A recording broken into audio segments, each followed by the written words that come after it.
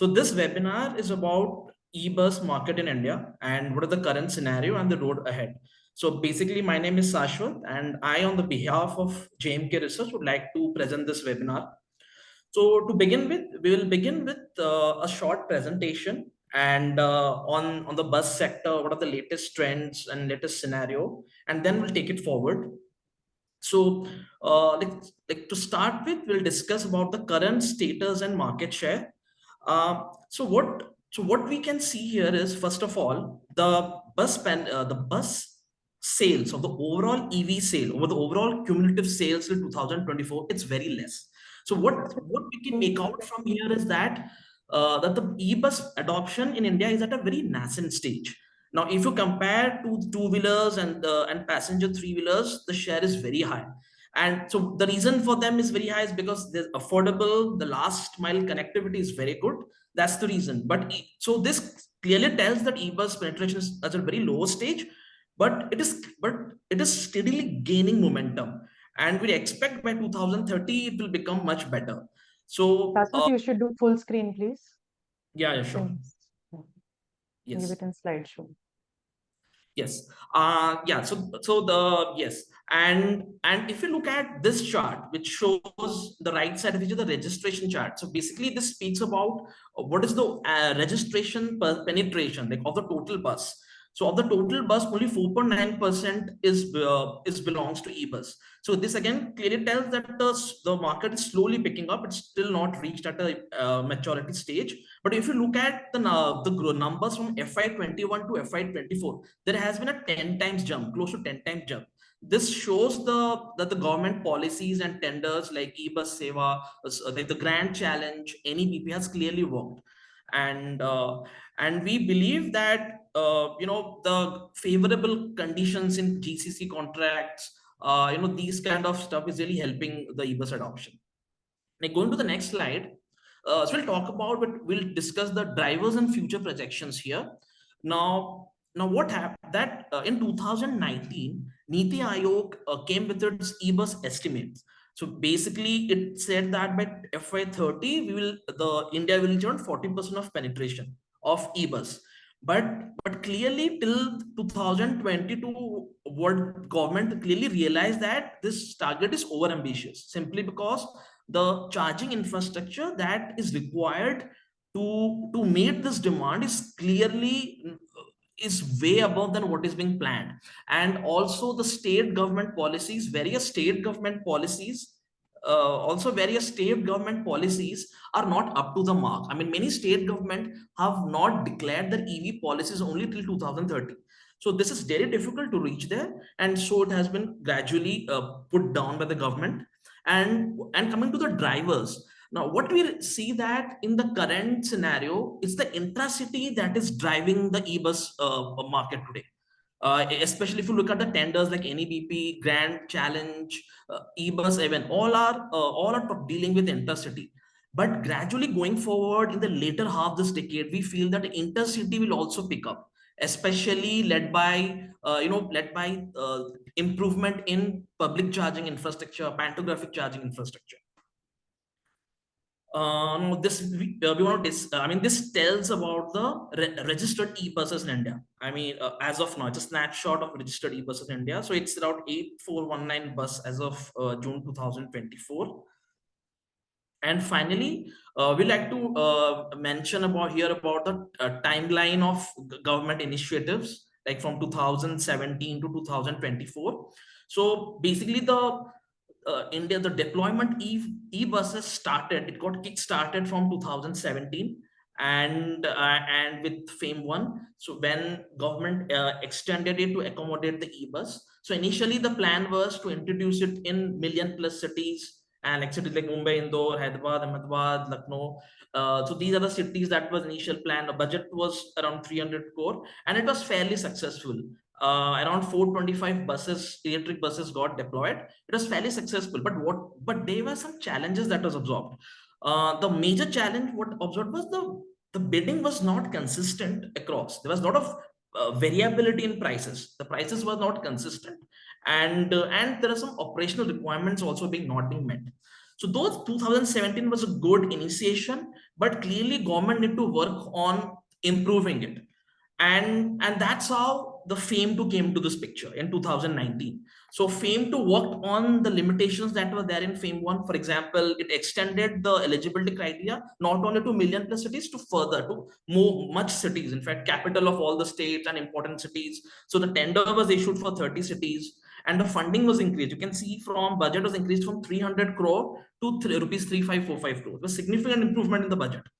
And the results, and the target was 7,000 buses. So the results were expected to do better compared to FAME 1, and it did better compared to FAME 1. But again, the like due to pandemic, first of all, local issues like to global issues like pandemic, and also the variability, again the variability issues came up. Like during bidding, it was seen that some states are bidding 25 buses, some states are bidding for 300 buses.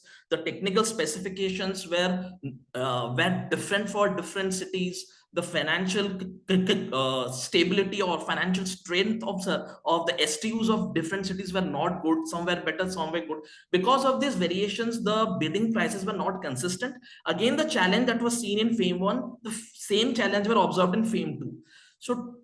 So seeing this, although it was fairly successful, government came again with a new scenario, with a new kind of procurement and new kind of a policy procurement for e-buses, and that was called Grand Challenge, and it was really very successful.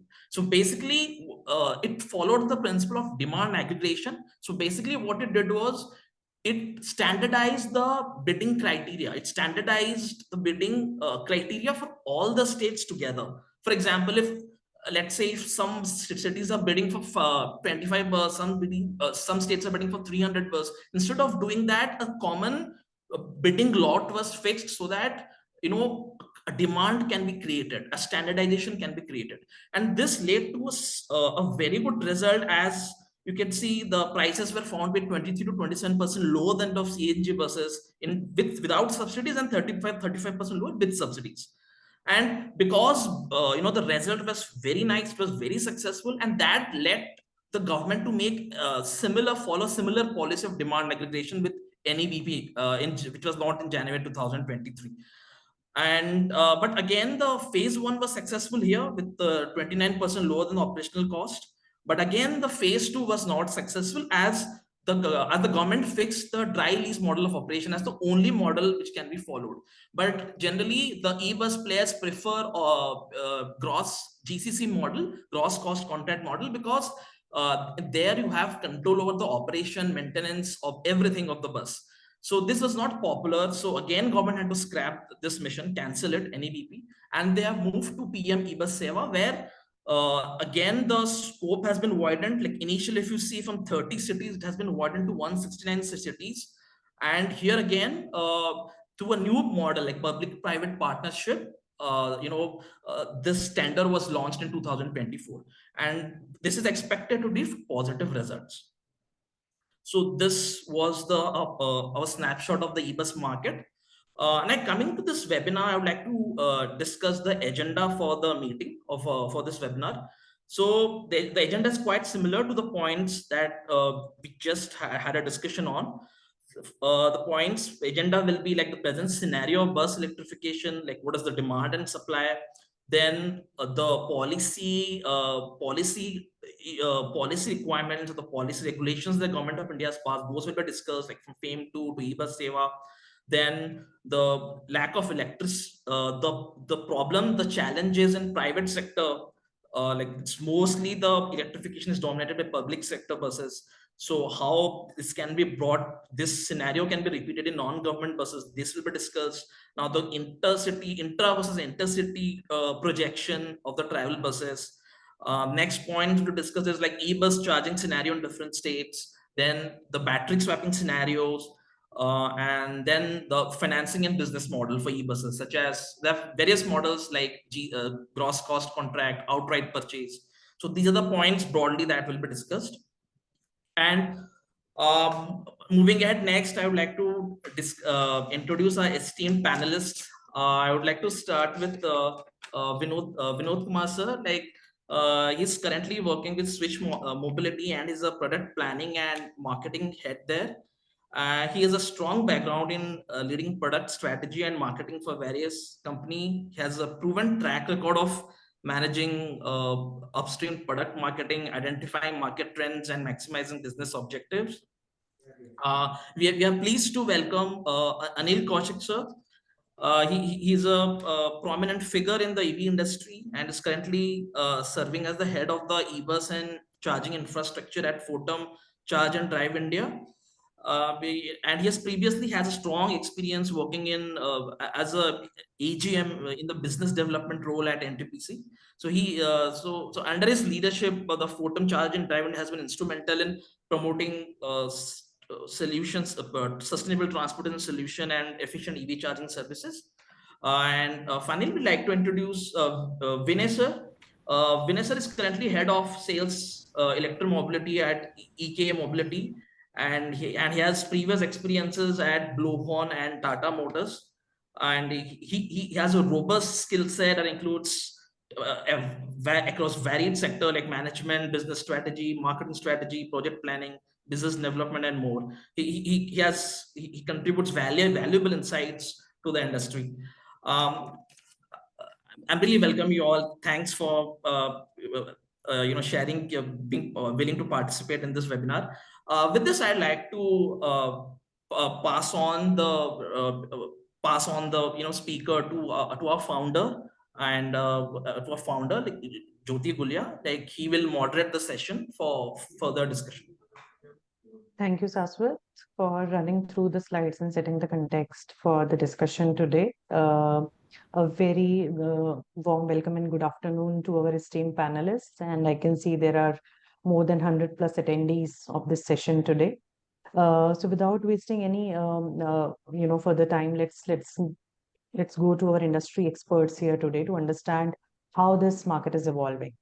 So first of all, Mr. Vinoth, I will like to start from you, and I want to understand from you, this is your experience, what is the current scenario of bus electrification in terms of demand versus supply in India?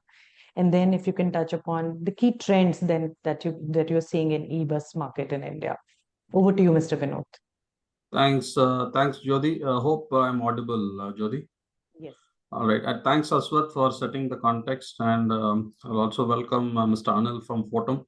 I think it's a very interesting place to be, the electrification of buses, because if you look at the last 3 to 5 years, so it's been growing, and the strongest growth was recorded last year, where you saw the industry actually grew by almost like 100%, right? For the first time, we had crossed 3,500, 3,600 registrations and things like that, right? So if you see what's happening currently is thanks to the CSL, efforts, where the CSL phase 1 and phase 2, was floated and OEMs participated. And right now, what's happening is the deliveries are happening. So the manufacturing of these buses have kicked off. The first phase of deliveries have happened, and the second phase is now very much happening. Now, interestingly, what's happening is now the people have started to understand the nitty-gritties of this entire electrification of buses, because at a surface level, 3 years back, the people were so optimistic about the electrification of buses. Yes, it saves us in cost, saves us in emissions, and it was doing a whole lot with the government for them to walk the talk, when it comes to the COP, sign-offs and all that. So basically, the electrification of the public transportation was taken up as one of the top priorities by the government, and therefore there was a lot of optimism there. Now, interestingly, when the OEMs started, getting into it, because every OEM has got an order, and between the 4 or 5 OEMs now, everyone has quite a few orders to serve. The point is that that's when the manufacturing, I wouldn't say issues, the challenges related to manufacturing, the challenges related to raising capital for funding these projects. Then you're setting up the depot through an operator. Then there are regulatory issues, there are fame issues. All these real issues are now coming to the fore. And interestingly, this will pave way for the future, because till now what you saw was more at a 300, 500. Now this is when the volumes are getting bigger. So we are actually doing a kind of a real time a transition into the electrification. Yeah. So I would say this is more of a learning phase for the entire industry, and how we collaborate quickly with the ecosystem there. So good to see Anil from Fortum, because charging infrastructure is very vital.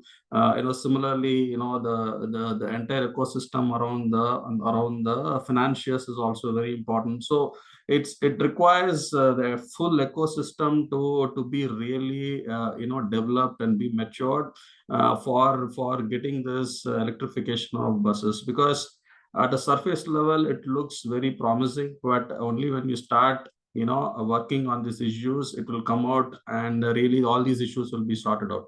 So the point I'm trying to make is, currently what's happening is the entire ecosystem is working on a process to ensure that manufacturing is getting into a maturity phase. The charging infrastructure is getting into some kind of a business viability phase. The financials are working on how do I do my TCOs and the resale value related issues and things like that, right? And even the public is becoming more and more aware of the electrification, electric buses playing their role. So from now to another 2-3 years is when the entire ecosystem, the stakeholders involved between public, the STUs, the OEMs and the operators, the charging partners and the financials, all these people will come to some kind of a maturity phase. And then from there on, we will really take off in terms of the transition to the electrification. So all the forecasts that Niti Aayog has put in, like what Saswat was saying, you will see a momentary, I would say, kind of a slowdown, because it's always like this, right? Initially, you really take off, then people understand the issues, and then they sort this out, and slowly again it comes back to where it should be. So the 30-30, like what the government was saying, to have a 30% electrification is very much possible. It all depends on how quickly we understand each other, collaborate each other, and then work towards a common goal of getting to that target of 30% electrification. Yeah. So that is what happening. So today, not everything is fine. I wouldn't put it that way, but we are grinding our way to a brighter path and things like that. So that is what's happening in today's bus industry. Now, some of the emerging trends is that right now what's happening is the bus demand is coming from the STUs, right? We all know the STUs are the first phase of demand is coming from STUs. Now you see slowly the private intercity market is opening up, right? And the people are seeing business viability in that particular business model. So we already see a couple of OEMs taking an initiative and then trying to establish a kind of a viability there. So and then you will see other segments like staff operations and school operations waiting in the next phase, right? Because if you look at the whole bus market, right, STUs is only 10 to 15%, right? The staff on the school contributes to about 50-60% of the total bus market. Now, for them to jump and getting into the electrification space requires a little bit of time. But when they come in, again, as I said, this market is going to really take off. So a bit of the non-STU segments are opening up, but there's a long way to go there, right? And clearly, in terms of, I would say, in terms of technologies, right? That was one of the questions that we need to understand. So technologies, now every OEMs is really investing on technologies. So there are battery chemistries, new chemistries coming in, right? So what do we do, right? So we are probably working on cell agnostic designs, right? You bring in LFP chemistries, you bring in NMC chemistries, or tomorrow you bring in a bit of change in the other chemistries or solid state, whatever it is, right? So we have to be ready with that. So I think as an industry, we should move towards cell agnostic designs, right? Therefore, that is something that we should concentrate.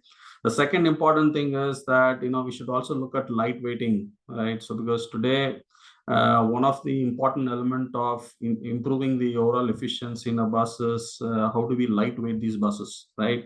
Now, lightweighting on buses is at a chassis level is one thing, but at a body level is another thing. We strongly believe there is a long way to go in terms of the bus body, the way the bus body is constructed today in India.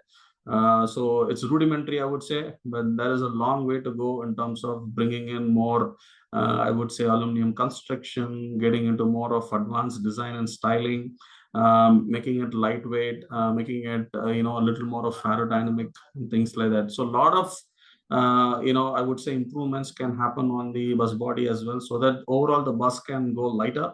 And we also seeing a lot of integration of components. We are seeing 4-in-1s and 5-in-1s in the EV discrete parts coming in. The suppliers have invested a lot of money in terms of in this technologies to improve the efficiency. So all this have to come together to ensure the lightweighting happens, right?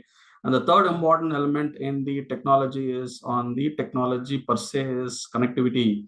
Now, electrification sets up nicely for the connectivity platform, right? Now, today, if you look at our buses, every bus that runs on the road is being tracked by a command center, because buses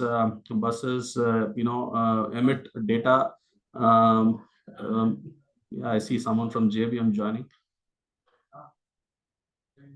Yeah, so the point I was trying to make is the buses are emitting data on a real-time basis and it interacts with our command center. So that becomes very important in terms of, tracking the buses. A lot of these remote diagnostics can happen, and also the driver training programs can be managed based on the information that is coming from these buses to the command center. So again, here from a technology standpoint, I think there's a long way to go. So some of the trends that we are already seeing in the passenger vehicle industry can come in here in terms of writing softwares to minimize the what do you say, the failures, right? So a lot of things can happen from a technology standpoint as well, right? So if you summarize, it's more on how do we make battery chemistries agnostic. Then you're looking at lightweighting, right? And also looking at how we can do the connectivity to improve the overall efficiency and also on the TCO part. So just overall, this is something that's happening. And also separately, like Anil can add more, there is a lot of things that are happening in charging, right? There is fast charging. We also understand there is a 15-minute charging technology that is available. Right. So there is various mechanisms of charging that is available. So a lot of investments and R&D work is happening in charging as well, because that is where the bottleneck is, right? Because unlike user refueling takes about 2 minutes. Opportunity charging takes about 30 to 35 minutes. So now how can we get it down to say 10-15 minutes in such a way that we don't disturb the overall operations, right? So that's where the scope is there. So a lot of work happening in the charging technology as well. So net, I think I would say in the next 2 to 3 years, all these issues that I spoke of should be ironed out, and we are in for I would say brighter times, so that the bus market really gets to a threshold of at least 10 to 15% in the next 2 to 3 years, because the economics of scale will also work out nicely for us in terms of all these bus prices coming down, because certain segments for example school they don't need 150 kilowatt hour or 200 kilowatt hour buses, right? They only operate about 50 kilometers a day. So we need to have tailored solutions for that. So as OEMs, we are working on tailored solutions for schools, but that market will definitely open up if we have the right product for them as well. So net, these are some of the things that's happening in the bus market today, and maybe I will add more later part of this discussion. Yeah. Thank you, Mr. Vinoth, for sharing your insights. I would like to introduce one more addition to our panel today, Mr. Manoj Gupta from JBM. We just received last minute confirmation from him. Mr. Manoj is EVP and business head at JBM Group and is an highly accomplished energy and transport professional and currently serves and has an extensive experience of 20 plus years. Welcome on board, Mr. Manoj, for this session. As Vinoth has said some very key important points around charging, around technology, as well as around the various, financing aspects that are required. So a whole lot of mix of these. So my next question is, Mr. Anil, from you basically, if we can touch base upon the charging aspect of the e-bus. That's an important aspect. So what are the trends that you're seeing in terms of charging, potential, and what are the key challenges that you're facing? We have also heard of the pantographic charging also in India now. What is the potential for e-bus specifically that is there? And so basically, to summarize, what is the future of bus charging and how is that evolving? Thank you, Jyoti. First of all, I would like to really congratulate JMK for attending, organizing such kind of discussions. Would like to add here, this is the way e-bus market has growing in India is the typical way when a high cost product is supported by government. Initially, it is taken care by the government through the government tenders, through regulated, I should say, regulated technical parameters, regulated operating parameters, and whatever best can be offered by the manufacturers in that point of time. So initially, if you see, everything was driven by capex models. Then people had technological issues, or they do not have the customers do not have the confidence on the technology. So government modified the schemes, converted them into an OPEX schemes where everything was bundled into a single solution, and a GCC model was evolved out so that customers' confidence could be built up. And then what we see going forward, this market will grow. Till now, it was an engineered product market where everybody was dictating this should be the specification of this thing. And what we understand going forward, e-bus will become just like you purchase a conventional diesel bus or a ICE bus, similar kind of going forward 2 years down the line, you will have it's a tailor made. It will not remain as a tailor made product. It will become a off the shelf product, just like you purchase this thing and then you just customize the body as per your requirements. That the way the market will grow.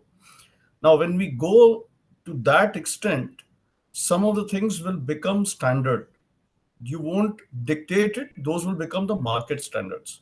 Charging would be, I think, one of the key components which will be delivered in that initial phases. If you recall, initially charging was considered as one of the biggest channel. What should be the charging connector? Now, even though there are not many regulations or forceful implementation of that part, but CCS has emerged as one of the preferred mode of charging.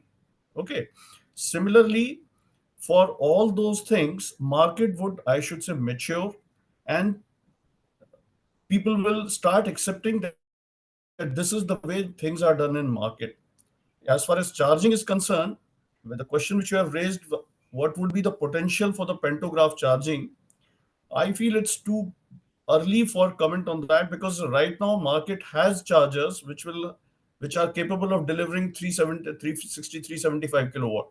Now, if you have a 360, 370 kilowatt charger, which can charge it through conventional mode of charging, I think the applicability of a pantograph charger, considering its cost, and I should say you are considering this thing with a time gap of, let us say, 4 to 5 years. 4 to 5 years down the line, I think we will be at same place where we are presently with the 360 kilowatt charger. Now, a 360 kilowatt charger is capable of charging an Intercity bus in 1 hour and an Intracity bus in roughly 30 to 40 minutes. That's the typical time it will require whenever a bus would complete at any trip in a city.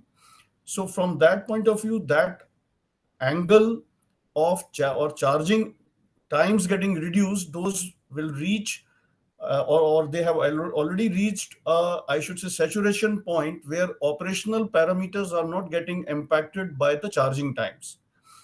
Now, with a 360 kilowatt hour battery pack for an intercity bus, it already meets the requirement with 1 hour charging, which I feel with a combination of intermittent charging at whatever is the depots, uh, we will be able to meet the intercity requirements for buses which are running up to 700 kilometers, making 2 trips in a day. These requirements, buses can very well be 3 hour charging time can always be worked out on that. So going forward, what we feel the challenge would be, till now the market has been driven by charging solutions being provided at the depots for the intracities. Going forward, the challenge would be where to set up the depots for the intercity segment. We understand that presently 90% of the market is for the private bus operators. And with the private bus operators, most of them do not have an organized place for parking those vehicles. These vehicles, we all understand, are parked and on uh, in a haphazard manner. There are no organized places where you can. Now, when these people will start converting their vehicles to e-vehicles, and that is going to happen very soon. Very soon, maybe you have already seen, because till now this market was supported by subsidy. Now people are understanding that on TCO basis, e-bus is cheaper to them as compared to an ICE bus. So people will shift to this model, but the challenge would be where these buses would be charged, whether it's an intercity route or intracity route, because for such kind of operators, they don't have dedicated parking spaces. That's the where I think the role of a charge point operator comes in, who will provide the charging facilities not only at the destination stations, but also at the intermittent charging stations. So what we feel, just like you top up your vehicle on a petrol station, you will, even for the electric buses, you will have depots which will be developed by CPOs either at the destinations or at the whatever you can say the intermittent charging points where these requirements can be built up. And we would be developing as a CPO, we would be addressing these concerns, or whatever you can say this market segment concerns of this market segment, I should say. Right, Anil. Since you've mentioned about the public versus private and inter versus intra, in terms of e-buses, what is the current market share right now? I believe it's mostly public e-buses. Yeah, it's almost 90% of the buses presently are in the or are being uh, catering to the public bus segment. Only 10% market share would be around approximately, I think bus OEMs would be the right person to comment on that part at who is their customers. But my broad estimate says it won't be more than 10% private fleet operators going for this thing. Okay. Anil, I have another follow-up question since we're talking about charging. Yeah. What about battery swapping? How important that can be in for e-bus adoption in India, and whether that can actually, be a successful business model for e-buses? Battery swapping for e-bus segment would require, I think, a sort of uh, uh, collaboration between the bus OEMs so as to standardize the form factor and those things at the, because when we are talking about battery swapping, that means we are getting into the BMS level. That means unless I'm able to standardize the battery form factors and where all those batteries would be located, this thing is not going to pick up. It will remain a vendor specific solution. So like in Europe, they have a op bus charging protocol. That's for pantograph. There, all the bus OEMs have agreed to come up on a single platform, and through op bus charging platform, they all have can utilize the charging infrastructure.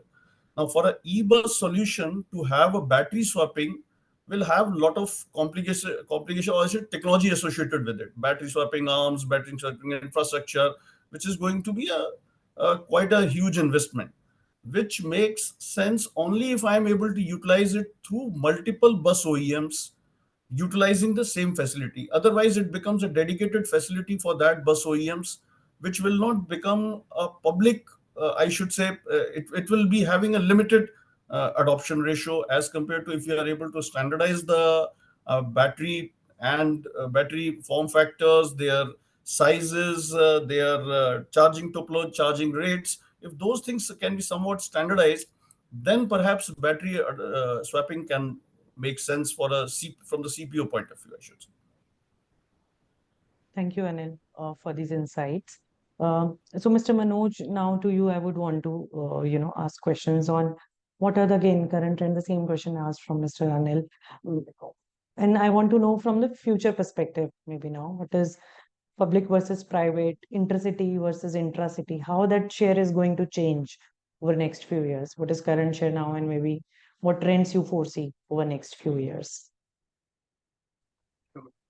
Yeah, thank you, Jyoti, and really appreciate bringing up such upcoming topics and which are very, very relevant for the whole transport industry.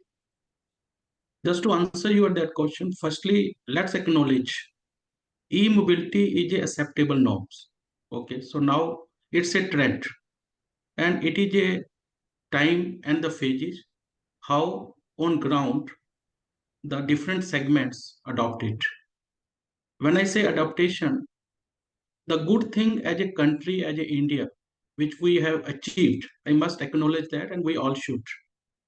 In last 5 years, we have transformed a most unorganized STU segment, bringing them on a standardized platform. This was otherwise never been, in the imagination even, but look like a possible task. So today, it is a success story with more than 8,500 buses being operating pan-India.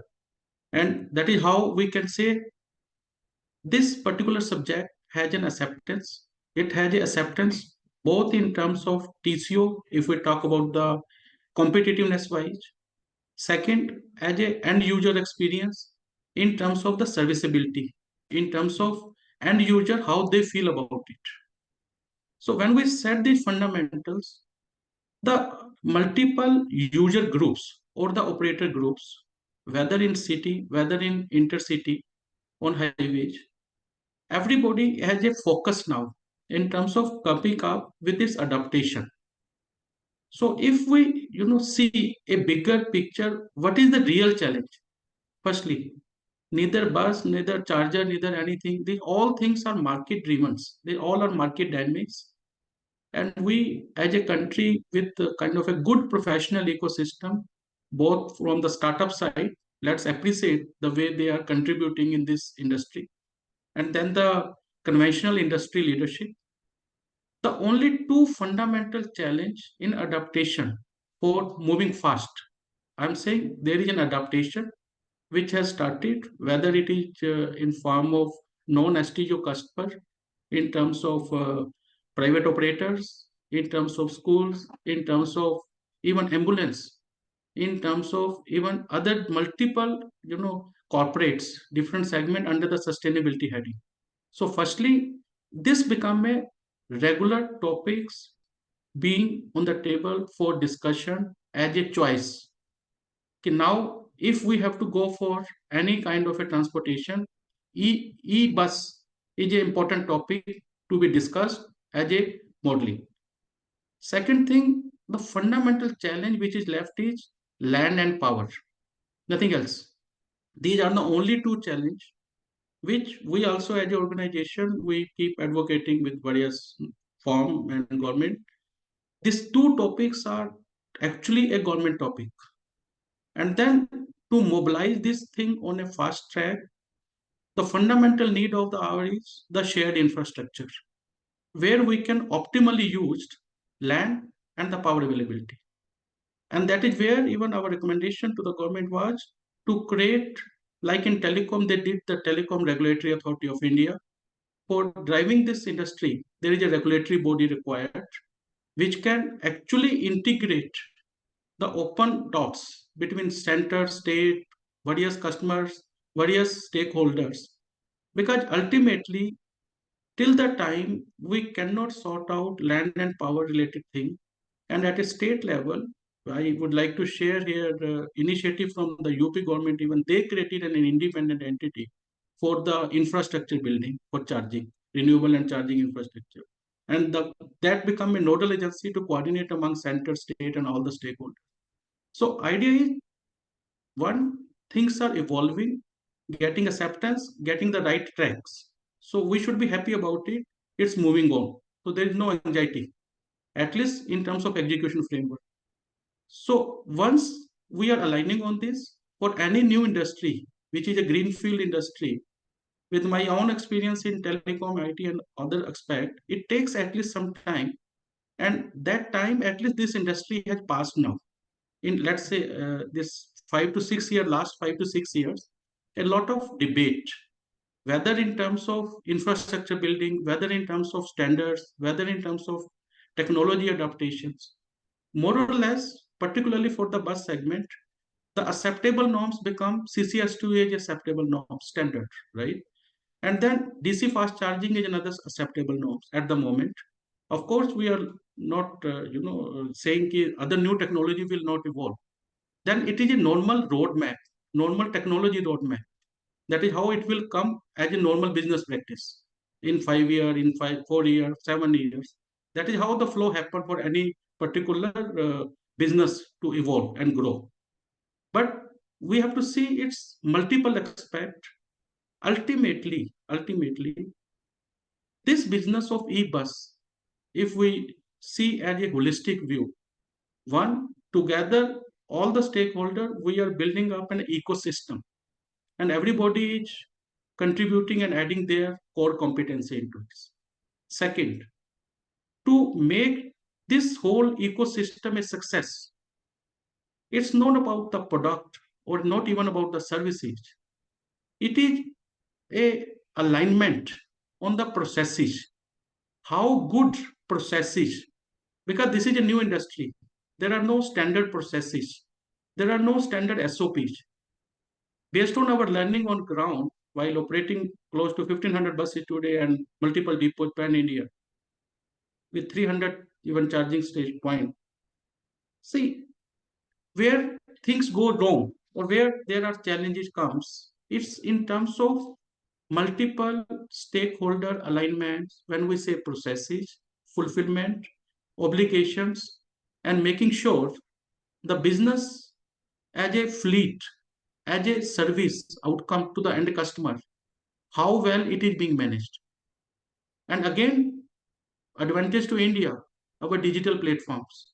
So the digitization is also, taking good shape based on the data points, based on the learnings, and how fast company like even we intervene, bringing our own platform.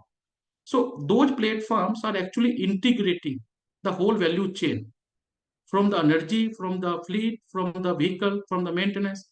All those pointers are your command and controls. So those things is not something which we can import from anybody. They all are local subjects. Whether operating a fleet, whether creating a command and control center, whether creating the processes. These things all come together as a learning, evolution. But yes, today, next 5 years look very, very mature. Good maturity in terms of delivery, in terms of readiness, in terms of adaptation. So when we talk about technology Not so many roadmap, numbers you want to put over next 5 years in terms of, so the current penetration is 4%. What is the penetration we expect in 5 years?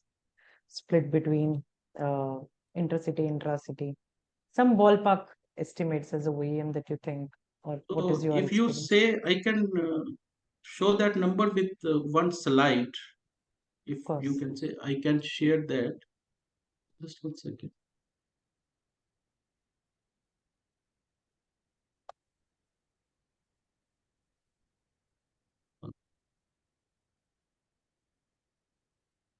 I'm just sharing my screen.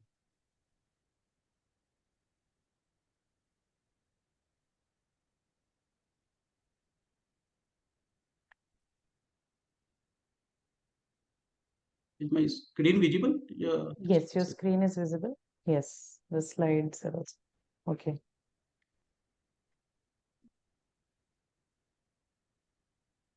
See, if you see the adaptation trend,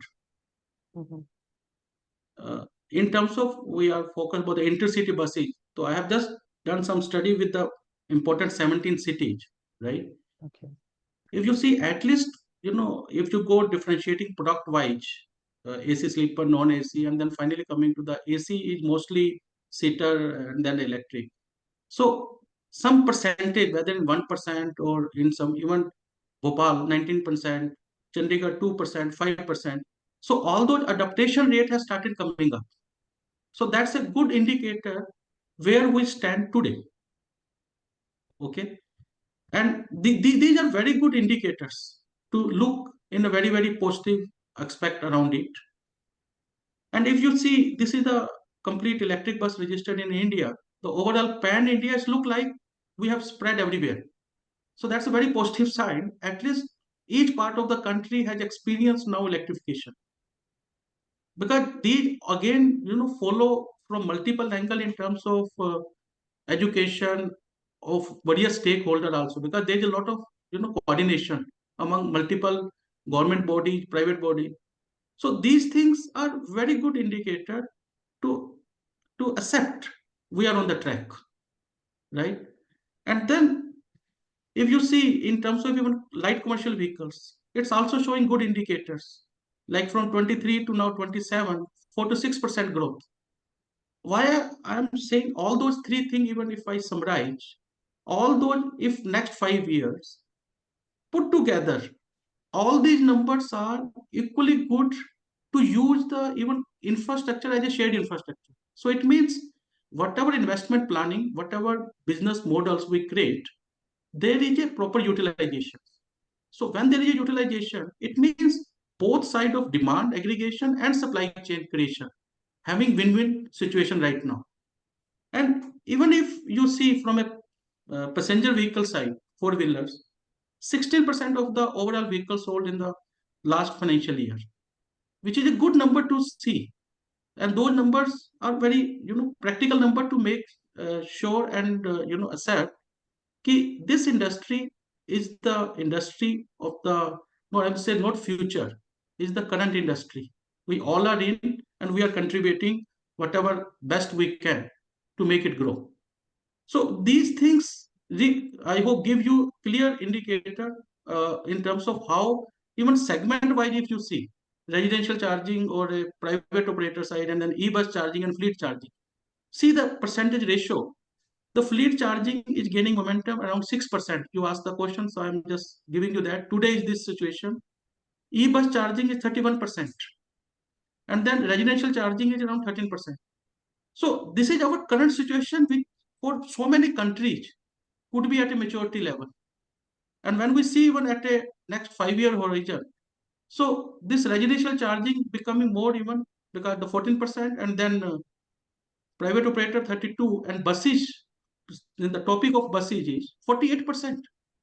So these indicators are being researched with various multiple angles taken into consideration, and then fleet charging. So these all aspects of data along with real numbers and the real operation and experience on ground is really, really helpful to see how we are moving ahead together. It is clearly acknowledging that from a technology point of view, from an execution point of view, from a localization point of view, from a government support point of view, and from a process maturity point of view, we all are there now. Okay. So whatever is to be done, we are practically into a growth phase. Now, no more we are, a incubator or, getting further college. We are just starting. No. Now we are in the normal business practice. And we have to grow this industry to the best of the level. And if you see the kind of a deployment of PM ebus Seva, this whole numbers, whatever I have represented, is primarily in the tier 1 cities. Now the PM ebus Seva project are all in the tier 2, tier 3 cities. So it means up to the ground level, even next 18 months, you will see flood of buses, which are there on ground for those cities as well, in the periphery, for experiencing for all those users and giving them very good experience, which even normal diesel and CNG buses are not giving that experience. So finally, we have reached to a good level, and let's hope for the best of so many more things to come and happen. Thank you.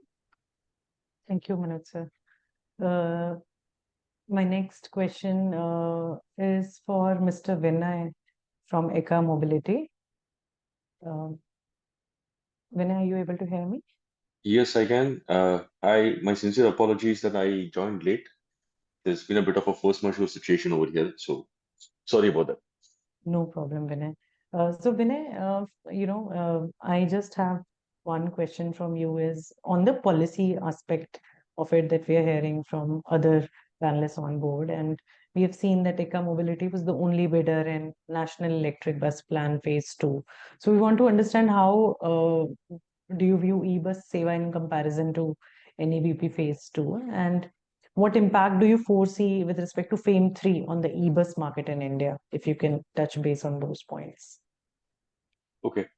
So with regard, see, National Electric Bus Plan itself was a very, I would say, it was a very important milestone in the electric bus journey in India.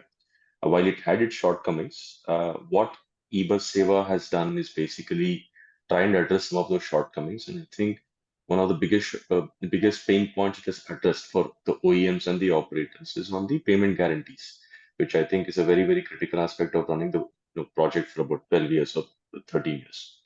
Why Eka Mobility was the only participant in NEP Phase 2? Well, I think the other OEMs also need to answer why they didn't participate on a lighter note. But we are a new company, and we want to make the most of the electrification wave that the Indian government is actually trying to push. So we found it a very good opportunity to showcase what we have, and that's how the participation happened. What you see in FAME 3 happening, I think FAME 3 you'll probably see a progressive stance by the government in terms of incentivizing adoption of electric in the private sector across all form factors. I think right now there have been incentives offered only across selective form factors like the two-wheelers, the four-wheelers, cars. But going forward, I think FAME 3 is the expectation. I'm sure FAME 3 will also try and address some of the problems which Mr. Manoj mentioned regarding the charging infrastructure, because that is the biggest pain area today for a lot of operators trying to do intercity operations. A lot of our private players who are trying to do intracity operations, so on and so forth. So I'm hoping that this is going to get addressed with the FAME 3 part of the budget. Yeah. Yeah. Thanks, Vinay. Any insights on the market outlook also from your side? What do you see? Which segments are going to pick up over next few years? What is the company, your plans are? So two things. The intercity segment is going to be, I think, one of the segments that everybody's going to target. In the sense, intercity segment has what we call max asset utilization. You're probably running the buses to make the most of it. Unlike the intracity segment where your needs are very, very less. So when you're investing in an asset that is about 2.5 times the cost of a diesel bus, utilizing it makes the business case more viable. So intercity is a very, very good case. Intercity, I think there are very few players in the market today who have ready-made products with the kind of ranges that the market is expecting, point one. Second thing is obviously the charging infrastructure. Even if you have charging infrastructure, do you have the right charging infrastructure? Do you have DC fast chargers? Do you have something that can charge your bus up in 10 minutes? So once these points are addressed, intercity is going to kind of make very good sense. When we see scale, the intracity segments, which is basically employee transportation, shuttle services, city transportation without probably subsidy also starts making sense. So net, there is a huge opportunity for electrification across the country in the next 5 years. The question is, will FAME 3 address a lot of these sticky problems which the operators in which the OEMs are undergoing right now. I hope so. And once that happens, you'll probably see a faster iteration, sorry, faster acceleration.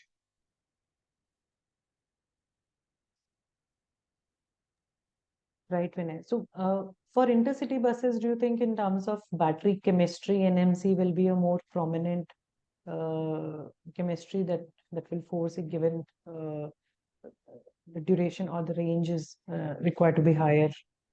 See, between NMC and LI, there are two parts I'd look at it from two parts. While the NMC battery chemistry has more energy density, the NMC as a technology is on decline. Okay. I mean, if you go to any of the battery experts across the world, they'll tell you saying that it has reached a maturity stage and it's probably in a decline. Lithium battery chemistries, be it LIFP or be it any other lithium battery chemistries, they are developing and are going towards maturing technology. So you'll probably see lithium ion's prevalence increase over the next few years. Between you and me, if I have to make a choice to bet on a technology for my intercity buses, I would probably do it on the lithium and not on the NMCs. Though NMC seems to have higher energy density today, for the reasons that I know if this is a market that I need to address for the next 10 years, NMC will have only so much to offer in the next couple of years.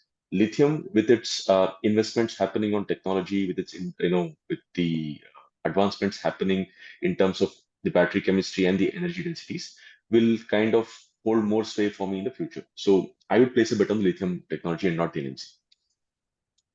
Right, Vinay.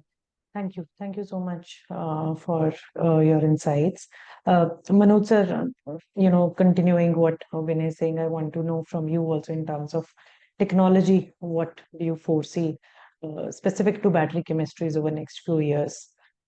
What's the trend? And second important point I want to know, you've talked about there are a lot of challenges that industry is already, addressed, but what are still the biggest challenges that the sector is facing, and what could be the possible solutions? Anil, I will have the same question for you also, if you can continue after Manoj sir on these biggest challenges right now and possible solutions to address those challenges. See, firstly, to address your battery chemistry related point, see, battery is a subject which, after 100 years of living with VRLA, started in 2000, just 10 onwards, we start accepting it. It is there. So it means we are, going in continuous development and continuous building up. It's not just about the battery. There are fuel cells, there are more technologies which are upcoming. So it is not about just one technology. Now we are on a transformational era. We have to understand the next 10 years, we are going to watch so many things.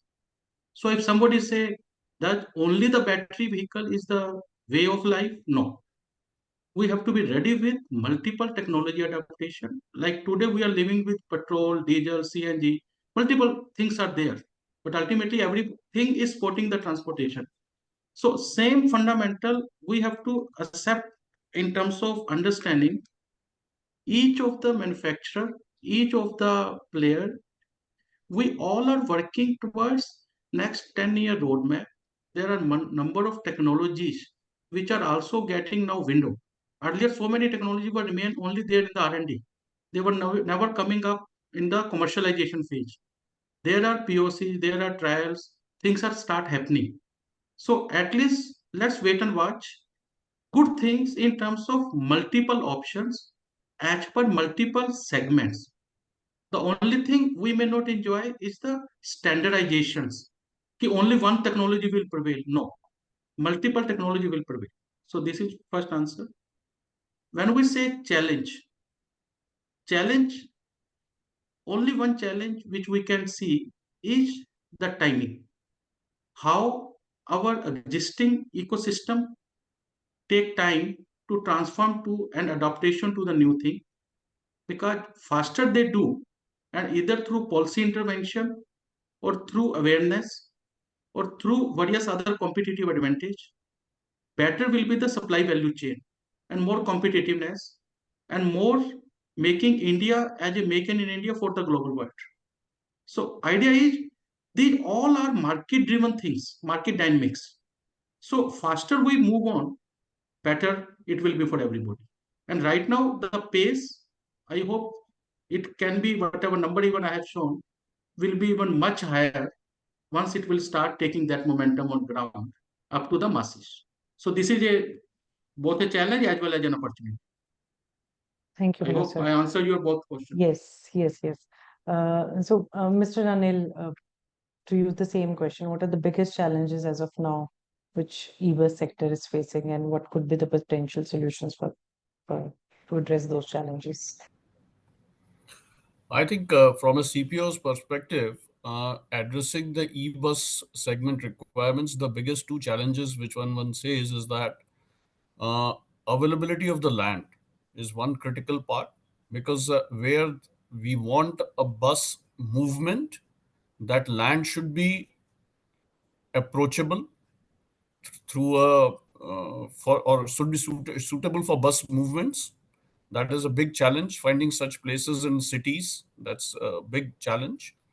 And second thing is, when we move on the highways, the biggest challenge is the availability of reliable power source there.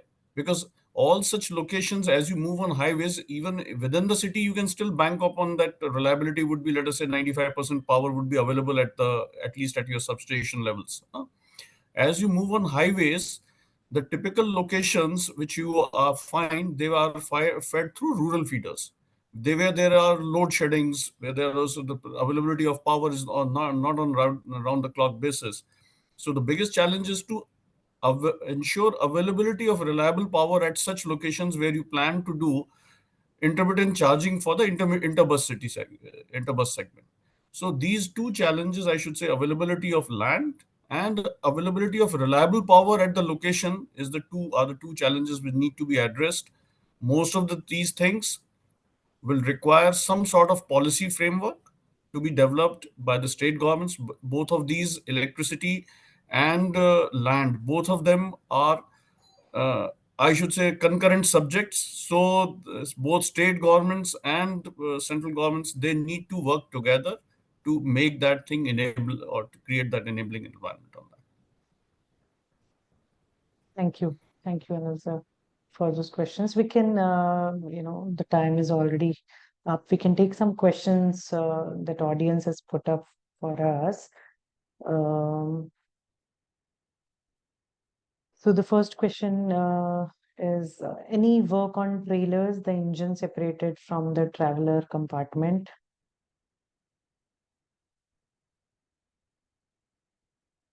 Other is, how is noise and thermal insulation different in e-buses as compared to IC buses? From Sujesh, this question is there. Manoj sir, can you answer this one? How is noise and thermal insulation different in e-buses compared to this?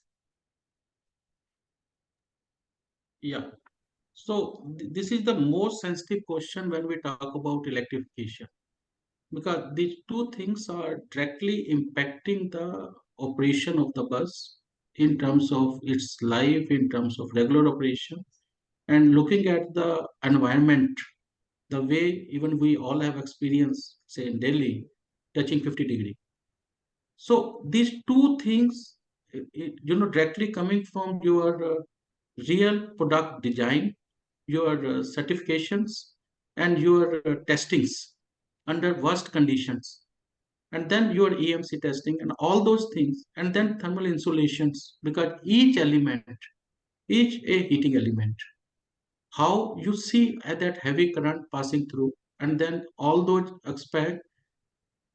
So through proper design, through proper component selections, through proper product development, and then its continued simulation, these two aspects need to be monitored and then tracking in real time through telematics, then BMS.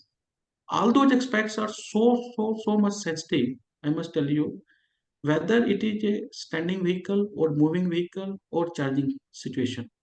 All the three things are directly impacted with this aspect.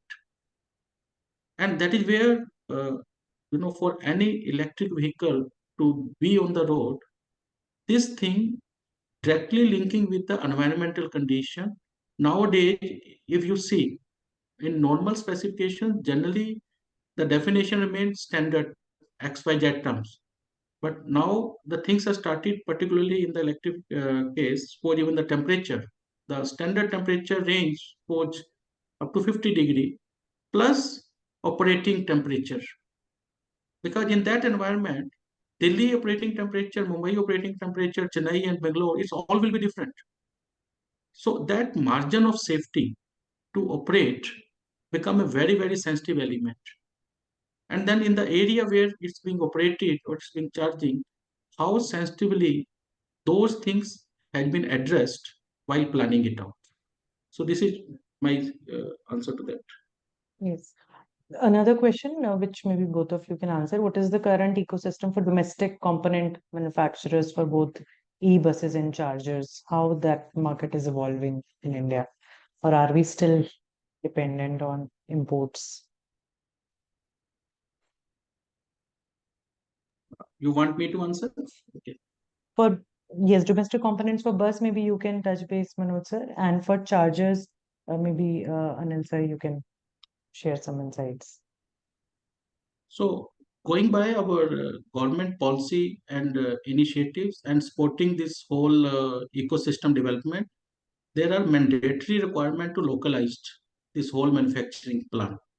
So under that PMP and under various schemes of government and even the FAME 1, FAME 2, FAME 3, all coming up FAME 3, all are being governed with a very clear focus of localization. And then the whole eligibility norms come down. So there is a mature supply chain is being built, except like for battery, the cell is still a matter of concern. So let's at JBM we do the complete cell packing and creating our own battery packs. So and then on the other side, if we see rest of the thing is a body and it then the harnessing, all those aspects are already being localized. So this is a major component if we see from a localization aspect, rest are already in place.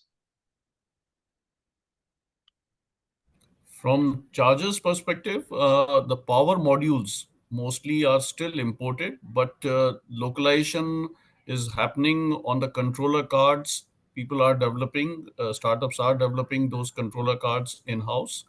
And similarly, we understand guns would be developed very soon indigenously. Charging guns would be developed indigenously, but maybe 2 years down the line, perhaps that indigenization content would be more than 50-55%. That's our estimate. Okay. Thank you. There are a lot many questions on the again cell chemistry and technology, I would say. But maybe one important question that I see, what is your view on the replacement and disposable cost of battery? Is that Manoj sir, maybe you can talk about that. See, as we all know, the battery has a particular charge discharge cycles and then around a limited life of 4 to 5 or 6 years maximum how you maintain that battery. So directly speaking, in bus business and bus operation, we never go up to the end of life of battery. It cannot be survived. So with the still battery, when we have to replace it, having a very good life, and it moving for a second life applications like the energy storage. And one of such application we ourselves have made and even used in one of the project after making energy as a service model, where the batteries and then the charging and then the vehicles put together become an integrated ecosystem, complete and powered by the solar. So there is a full use of that battery in terms of its life. And finally, under the recycling at the end of the life. So it means 5 years, then another probably a limited another 10 years as per the utilization cycle.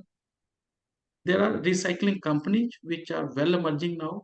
There are in India, there are actually, again, startup ecosystem. They are adopting very well in terms of collecting those inventories and building up a value chain. And with the government intervention also, policy guidelines are also coming up. So probably in coming days, we will see sooner or later it's become a practice. Each battery will be also getting tracked, and then from the manufacturing to its end of life and disposal, everything will be on a record, so that we will know in overall how much is being generated and how much is being disposed. So that's the level of automation which is also coming up soon, maybe in a year or two. That's how we see this whole trend. Yeah. So just last two questions I want to take, which is important, I think, specifically for JBM. This is, how would you address the safety of the batteries and the recent fires that occurred in Gujarat while charging the buses? How any key things that you want to talk about, the safety measures at JBM that you take? See, for this question, I am still teams are investigating. So let's park it here, please. So there are various aspects as a safety we have taken, and we know in terms of how to do it. There are sometimes unforeseen things, and as a processes we are investigating, and we will come out with our version later. Thank you. Sure. Just one last question then, which is on the financing models, how various financing models can help enable uptake for private operators. So what de-risking mechanisms are required? See, there are various global players and there are various institutional players.